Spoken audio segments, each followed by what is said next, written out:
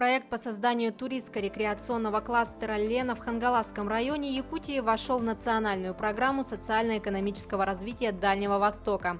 Помимо этого, проект также вошел в новую стратегию развития туризма в Якутии до 2025 года. Туркластер включает объекты туристской инфраструктуры Хангаласского района, в том числе территорию национального парка «Ленские столбы». Отметим, что проект по развитию въездного туризма в Якутии вошел в состав топ-36 проектов и прошел во второй этап всероссийского конкурса, который проводит Агентство стратегических инициатив по продвижению новых проектов. Свыше 220 километров автомобильных дорог планируют ввести в 2021 году в Якутии благодаря национальному проекту «Безопасные и качественные автодороги». Из них 199 километров – это региональные дороги, 25 километров – городская агломерация город Якутск. В текущем году на реализацию нацпроекта республике выделено 4 миллиарда 800 миллионов рублей. По итогам года в нормативное состояние будут приведены 211 километров региональных автодорог и 23,5 километра улично-дорожной сети Якутска. По состоянию на 1 октября 2020 года на строительство, капитальный ремонт и ремонт участков федеральных автодорог Вилюй, Колыма и Лена из федерального бюджета предусмотрено почти 11 миллиардов рублей. Завоз грузов в районы Якутии выполнили почти на 100%. Несмотря на обмеление реки Алдан, сильную задымленность от лесных пожаров, уголь с разреза Джибари-Кихая доставили до пунктов назначения в Усть-Майский и Устьянский районы. Завершение перевозок запланировано на 15 октября.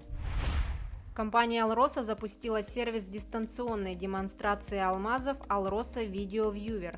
С помощью сервиса клиенты имеют возможность просматривать сырье в режиме видеоконференц-связи, взаимодействуя в реальном времени с экспертом «Алроса», работающим с сырьем.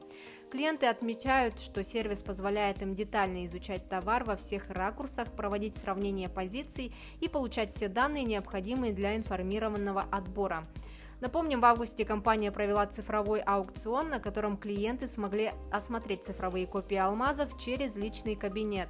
При этом каждый имел возможность позже лично ознакомиться с интересующим лотом в офисе компании. С весны этого года «Алроса» начала активно развивать систему дистанционного показа алмазного сырья, когда из-за пандемии коронавируса и связанных с ней ограничительных мер традиционные личные визиты покупателей стали невозможны. Промышленный 3D-сканер для работы при экстремально низких температурах создали в Якутии. Прототип сканера разработан в Международном центре СВФУ Future Skills NEFO.